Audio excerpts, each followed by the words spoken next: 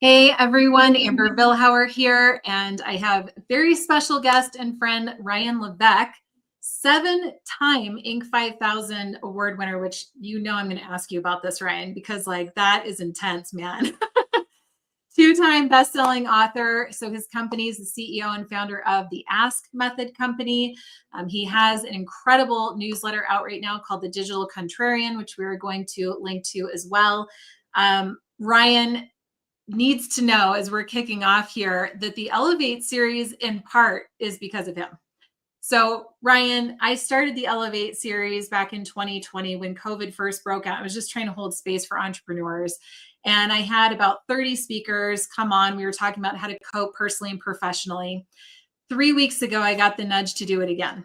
Wow. And I was like, should I? I don't know. These things we think about. And it was one of your posts and one of your newsletter pieces that I read, which then got me to read several of them going back for weeks and months. And I thought, okay, he's the one. It's time. This is supposed to happen. So I just want to thank you for being my first guest. Thank you for what you're doing in the world. Well, that's a huge honor. And I'm so grateful that you've shared that. And yeah, it's an honor to be here. And I think this is the conversation that needs to be had right now. Absolutely. For all the reasons that you've pointed out in this series and what I think we'll be exploring in our conversation here today. Yeah. So I hope you had your Wheaties this morning because I really want to put you in the hot seat. I mean, I'm ready. With someone of your caliber, because of the business success that you've had during multiple economic instability moments, right? But also your network. Mm-hmm. You are deeply plugged into multi-industry leaders. You know what's going on beneath the surface. So we're not here just to swipe the latest, CBS headline. We're here to peek under the hood of what is actually happening in entrepreneurship.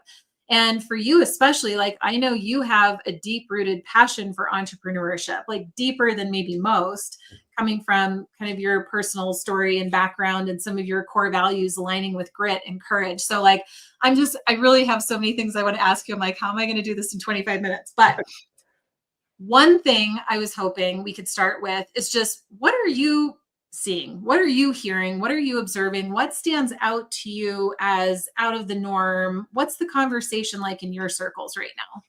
Yeah, it's a great question. And I think it's helpful to understand what's happening at a super macro level, and then being able to contextualize what we might be seeing in our businesses at a much smaller scale. So I actually wrote a piece about this just this week. So this is hot off the press. What I think of 3 converging forces that are reshaping the world right now as we speak. And they come from 3 different thinkers that are worth following. So first is Ray Dalio, who wrote Principles and Most Successful Hedge Fund Manager of Our Generation, has a paradigm that he describes as the big cycle. And it's not something that he's created or invented. He just put words to something that other academic thinkers have been writing about, which is every 80 to 100 years, we see a long-term or long debt cycle play out in a way where there's a reduction in credit available. There's what's called a deleveraging that takes place.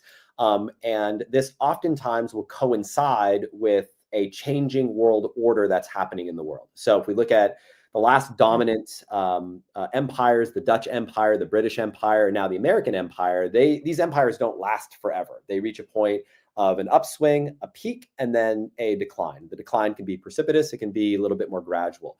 And we are, by all measures, objectively in the decline phase of American superiority as an empire. And obviously, China is sort of the next wave, the next major power that will supplant the United States as the singular global superpower.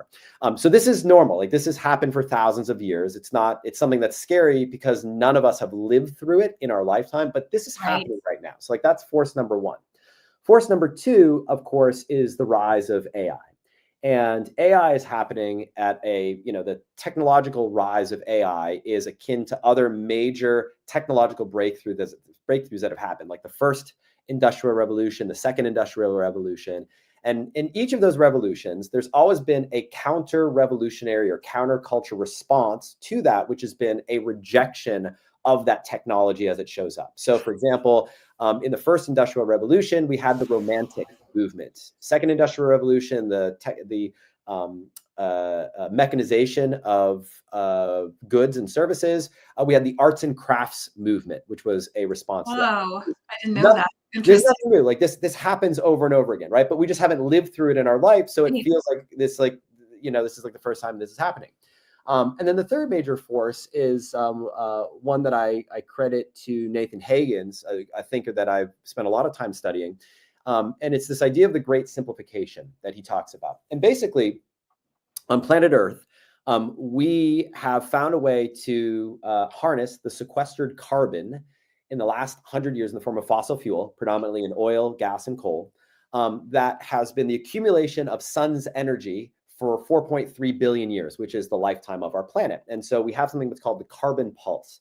So in 4.3 billion years, it took the planet that amount of time to sequester that carbon in the ground, and we've largely extracted it in a 100-year period. Now, that's not a limitless supply. And we're past the point of what's known as peak oil, meaning that for every unit of energy that we need to put in to extract oil and fossil fuel out of the ground, we're approaching a point where it's going to take us more than a unit of energy to extract that. And at that point, it's like a business that generates revenue but has expenses that exceed the revenue. It's a net loss. It's not a net gain in energy in this case. So we have these three converging forces. You've got the big cycle, Ray Dalio. You've got the rise of AI, and I've credited Yuval Noah Harari as, I think, one of the greatest thinkers on that topic. And then you've got the great simplification happening with Nate Hagens. Okay, so this is all super macro backdrop that's happening behind the scenes. Most of us might not have had the chance to do the deep research and the deep thinking around this, but we feel this undercurrent. We feel that the idea of infinite growth in a finite system and the depletion of natural resources and destruction of climate is not sustainable. Like for our kids and for future generations, it's not sustainable. We're freaked out with AI. As much as we think about AI as a tool to help us in our business, we wonder what is going to be the meaning of life after human superiority on the planet is no longer. And we have these transhuman organisms that are the superpower on this planet. And then we have this decline for Americans in particular in the United States happening at the same time. So it feels scary, but like most things, like when you don't understand the forces at play, that's when fear kicks in, because we present these worst case scenarios in our mind. But once you learn what is happening, especially when you look at it through the context of history and realize that this is not the first time that this has happened, and that we've made it to this point, then you can kind of take a deep breath and say, okay, so what do we do about it? Like, what do we do about this in our business? It's not doom and gloom. It's a recognition of what's happening. Like, for example, even though the British Empire is not the dominant empire in the world today, being a Brit is not that bad. Like, I was just in London a few months ago. Like, London is a great city, right? It's just not the superpower. So we recognize this. And then, so what are we seeing, to answer your question? Well, I'm seeing a few things. I'm seeing the businesses that are doing best right now are businesses that are recognizing these forces and are responding to these forces. And so one of the ways that I've personally responded in my business is I've departed away from what I would say maximum optimization and maximum automation to focusing on that which is decidedly unscalable.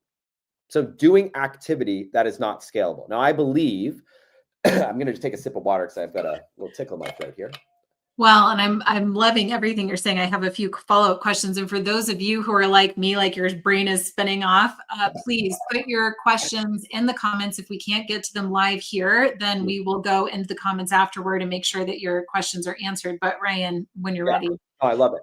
I believe that the best things in life don't scale.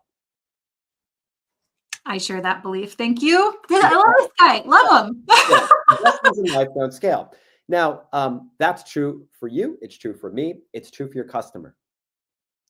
And the idea that we can build a business that doesn't have to have maximum scalability for it to be successful and for it to thrive, I believe is a paradigm shift for most people. Because oftentimes when I say, oh, did you know that I personally respond to each and every note that's sent in response to one of my digital contrarian newsletters. Oftentimes it's a short response, but I'll personally respond to it myself because I believe that a great response to the newsletter should be dignified with a response back from me. The first question I get asked is, but does it scale? And the answer is no, it doesn't. Mhm. And the fact that it doesn't scale means that most people are unwilling to do that work. And Fact. that which is rare becomes Yep. valuable. So this is a move that we can all make. Writing yourself to communicate and not leaning into, I'm just going to let AI do it because it can do 80% as good of a job as I can do. That's what your competition is doing. As I wrote in a previous newsletter, people can tell the difference between freshly squeezed orange juice that you drink at Sunday brunch That's and a great analogy. the kind that comes out of a can. And as soon as, if you've ever tasted the real stuff, the freshly squeezed stuff on that special Sunday brunch, Mother's Day is coming up, right? Mother's Day Sunday brunch. As soon as you've tasted that, you can never go back. Now, the reality is we can all offer the freshly squeezed Sunday brunch variety of yourself in your writing, in your speaking, in the way that you communicate, in the way that you show up in the world. And that's what the world is craving right now. The world is craving real. It's craving. They want to see three things, as I've described. They want to see your heart, your humor, and your humanity. They want to see that you are a real life human being with a beating heart. They want to feel that in your writing. Number two, they want to feel that you can laugh about yourself. You don't take yourself so seriously, right? We're sick of Instagram models that are just living this perfect life. No, laugh about yourself. Like right now, yeah, my hair is a little bit big. I thought about it before coming on this interview. Am I going to throw a hat on or am I going to leave it this way? I said, you know what? This is real. I'm just going to leave it like this. So laugh at yourself. And then number three, the humanity. What is a tender moment of vulnerability in your life that you can share with the world that creates a deeper connection between who you are as a human, not what it is that you do in your business, but just as a human being, a human to human connection that is unique to you.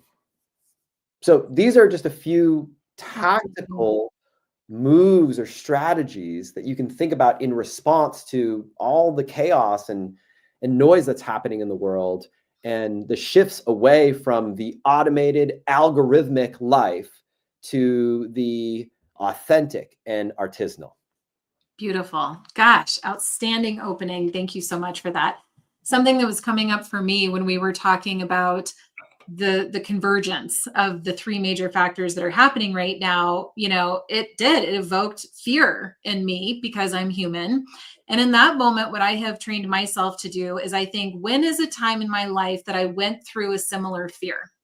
Where something massive happened and I had no clue what was going to be on the other side because I've never lived through it before. And one that's in all of our recent history is COVID. COVID broke. We had never been in the middle of a global pandemic like that ever. Had no clue. Maybe we saw it in the movies, but that was about it. Right. And all of a sudden, life just stopped, like everywhere. And so if you find yourself getting into a fear place, remember, you're still standing, right? And that can maybe build a little bit of faith or trust, resilience in yourself and how you led your family or yourself or your community during that time.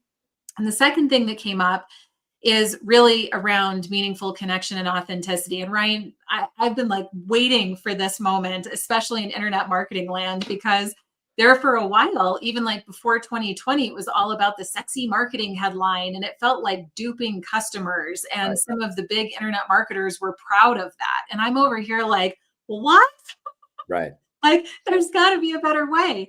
And so I so value that you're the type of leader that does respond to those emails, and I do too.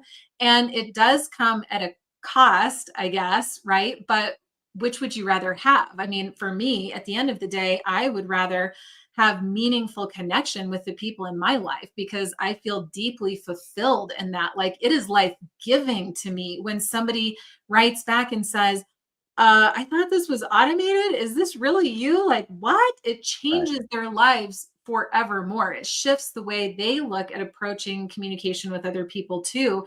So to get really excited and kind of pulling it into my world, this is your infinite impact moment. This is your legacy that you're writing email by email.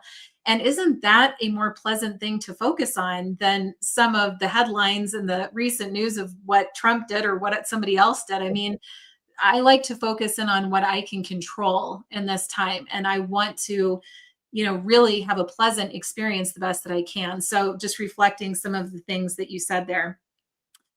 I'm curious, with an organization the size that you have, what are some of the things that you're doing to adapt because of AI, or what are some of the counterintuitive strategies that you are adopting, or a big business decision that you made recently that even surprised yourself, maybe? I mean, anything that you're willing to share there, just to Yeah. give us something a little bit more we can sink our teeth into. Yeah. So, what I believe the secret to business, or a secret to business, is to identify a mega trend happening in the world and to take a contrarian response or contrarian stance within that mega trend. So identify something that's happening, a wave that you can ride, but ride that wave in a different way. Like if you've ever seen just like a visual of a great surfing day, and you got a bunch of surfers out there in the ocean, and everyone's trying to ride the wave, catch the wave at the same time, and they're bumping into each other. And then oftentimes you'll see like a lone surfer kind of like off to the side, maybe in a slightly different spot, and they've got like the whole beach to themselves.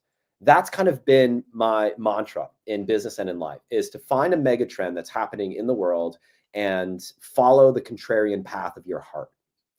So what does that look like? And I'll give you a practical example of this. A mega trend that's happening right now, and oftentimes there are multiple mega trends that are converging in the world. One of the mega trends that's happening in the world that scares a lot of people is this idea of an increasing disparity of wealth that we're experiencing now in the United States. There's greater wealth disparity in the United States than any time in history dating back to the Gilded Age. So we're going over 100 years now since we've seen wealth discrepancy and disparity in the way that we're seeing it right now. So what does that mean? Well, what it means is that at the bottom of every market, there is higher price sensitivity than there ever has been. There are people who are not willing to spend money. They're trying to save. It's just they're clinging on. They're not spending in the way that they've spent in the past. But at the same time, at the top of the market, in the ultra premium space in the market, you've got more price elasticity than you ever have, because this is a price insensitive segment of the market, and they're not shopping based on price. They're looking for the best. And whether something costs $5,000 or $7,000 is irrelevant to them. They're just looking for the best option in that category. So what does that mean when you think about your offerings? Well, I believe that we should be focusing now on having an ultra premium offer for our market that is the segment of the market that's price elastic. There's price sensitivity, meaning that it doesn't matter what it costs, $25,000, $50,000, it really doesn't matter. It's just they want the best. And then we should be thinking about how we offer something that is not only incredibly low cost, but is free for that large base, that bottom. And thinking about those customers, if you want to use that word, as constituents that might provide value in a different way, meaning they're not necessarily spending money with you, but maybe they're amplifying your message by resharing it on social media or inviting you to speak on a platform that they might have, or they're sharing your message, or there's all sorts of different ways that I'm just going to use the word customer, can add value that doesn't necessarily mean an exchange of dollars into your bank account in exchange for buying a product or service.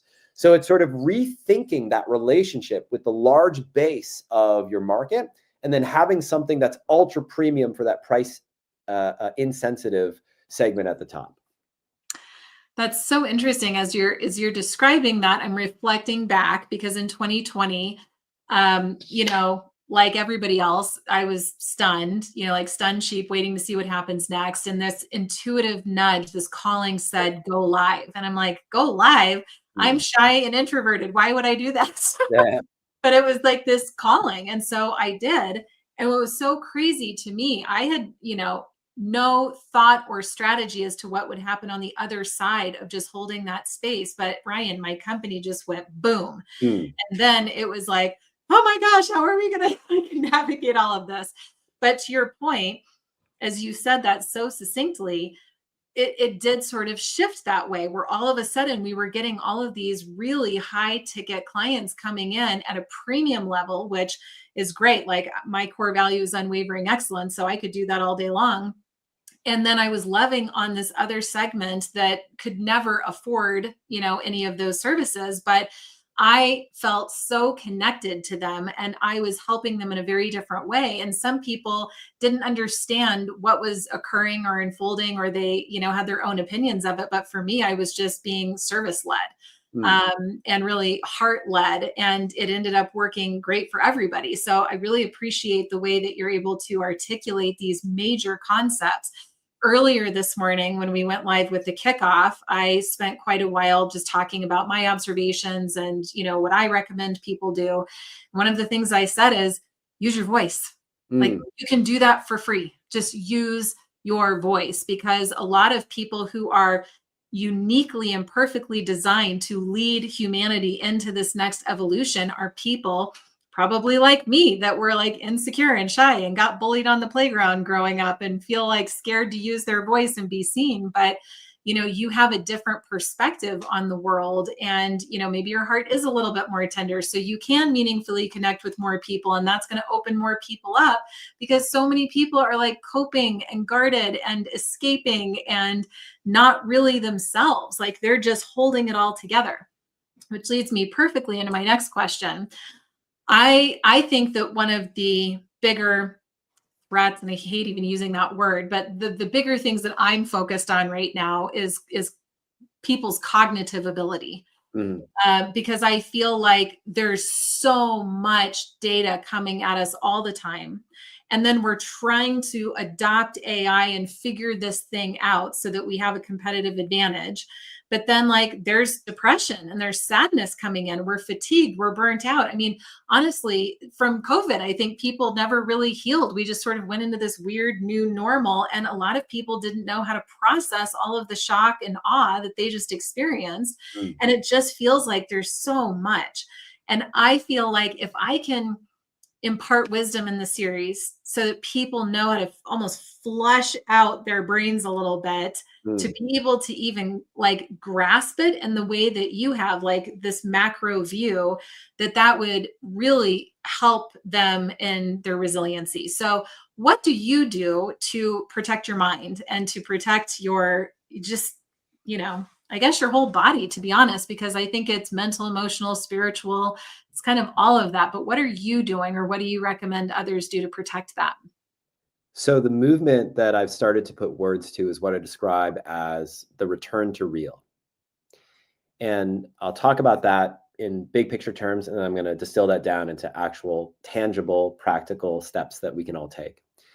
We spend so much of our lives, our time, which is just another way of saying our life, we spend such a large percent of our life interacting with the world through some form of proxy abstraction, meaning it's through a screen. It's not actually doing the thing that we actually want to do. We're watching other people do the thing that we want to do. We're not actually participating in it. And we're not engaging in what I describe as a corporeal experience, meaning we're not using our full body. We're using our eyes, we're using our mouth. We might be using our fingers as we type on our computer, but we're not engaging our full biology. And you have to think that you are an organism that exists in the body. You are in your body. And so for me, a few years ago, when I started feeling the shift and I recognized my first half of life, I'd spent my first half of my life with my eyes in front of a screen, I made a decision that I wanted to spend the second half of my life with my hands in the dirt. And I mean that both literally and metaphorically. I actually had a conversation with my wife, and we decided to sell our home in the suburbs. And we moved to the Green Mountains of Vermont, where we live on a farm with our two boys, and we raise and grow the majority of the food that we eat. We raise cattle, we raise pigs, chickens. We've got ponds of trout. We have bees. We tap about 1,000 maple trees on our property. We planted 500 fruit and nut trees. We've got a big garden that we care for outside, and we raise and grow most of the food that we eat. And I recognize that that's not necessarily accessible or even desirable for most people, but what it's done is it's created a rebalance for me in my life. And what I'll say is there are a few things that I think represent the 80-20 of what this can look like for anybody in your life. So the first idea is this: before you touch a screen, touch earth before you touch a screen. So So first thing that you do in the morning, before you reach for your phone, before you even brush your teeth, before you've overthought it, just step out of your bed, no shoes, walk outside and touch the bare earth. I've had moments where I haven't been on our farm and I've been traveling for work or whatever. I remember I was at the airport hotel at the Boston Logan Airport a few months ago. And I stepped outside and the only bare earth that I could find was a tiny little patch of grass just outside the hotel entrance in a sea of concrete. I just took a moment, barefoot, stepped in that grass and just allowed myself to be present, looking up at the stars and just recognizing where I was in the place in the universe. More time with God-made things, less time with man-made things. We spend 99.9% of our interactions in the world on a daily basis with man-made things. Think about everything that you touch, the phone in your hand, the seat that you're sitting on, the computer that you have. When was the last time that you actually engaged with something that was not influenced by the hand of man? I believe there's an infinite level of intelligence that we have lost as a species, that we forget that we are just an extension of life on planet Earth, and that we're deeply connected to non-human life. And taking just 5 minutes a day to connect with God-made things instead of man-made things is a recentering exercise that I believe we could all benefit from. And it only takes a few minutes to just remind yourself of who you are and what you are. And that you're not just this cog in this capitalist machine. Mm-hmm. That you are a sentient being that has so much more to you than that.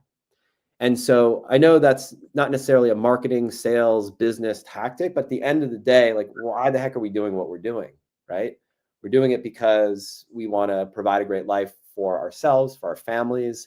We're doing it for status, which biologically is an imperative that we have, where we want to be seen as high status among our peers, to be recognized as part of the group. But I believe there's a new form of status that we can all lean into, and it's this status around connection. You just need 1,000 true fans to build an incredible business. Dunbar's number, you only need 127 connections to have a very fulfilled life. You don't need to have 1 million social media followers. You just need a few people in your life that know you in a deep way that you can deeply connect with and who are going to be by your side, whatever happens. You're literally speaking my love language. I'm not trying to fangirl you, but seriously, it's so refreshing to talk with you because I don't know, our core values just align. I am constantly in nature. I feel like it is a supercharger for me, and deeply important. And then that feeling of connection. I mean, I think man-made things are life-taking in many ways. And I think God-made things, to your point, are very life-giving. And so at this time when you feel so depleted, go the opposite direction. Well, I don't want to make you late into maybe a next meeting, but anything else that you feel called to share to entrepreneurs right now who are listening now or on the replay, Ryan, anything else that's inside of you? If you study history, these periods of correction, whether you describe it as a correction, a recession, a depression, typically last 2 to 3 years. They don't last forever. And just like my kids, when they ask, how long is this farm chore going to take? And when you don't know how long it's going to take, it feels like it's going to take forever. But when you know it's going to take an hour or 10 minutes, you can manage that. It's 2 to 3 years of hard times ahead. And I like to remind myself, I remind my kids, you can do hard things. We've all done hard things. And if you're watching this right now or listening to this right now, remind yourself, you can do hard things. Seek comfort in the discomfort, lean into that, and you're going to be fine. We're all going to be fine. Awesome. Thank you so much, Ryan. A quick note to everybody, you can go to the Elevate series website to get access to the replay, the transcript, and also, Ryan, I put up a link to your Digital Contrarian newsletter. I believe everybody needs to subscribe to it. It's phenomenal. Ryan, thank you so much for everything that you have done to over-deliver here today. I know you for sure had an impact on me, so thank you for being here. Amber, it's been an absolute pleasure and joy, and thanks so much.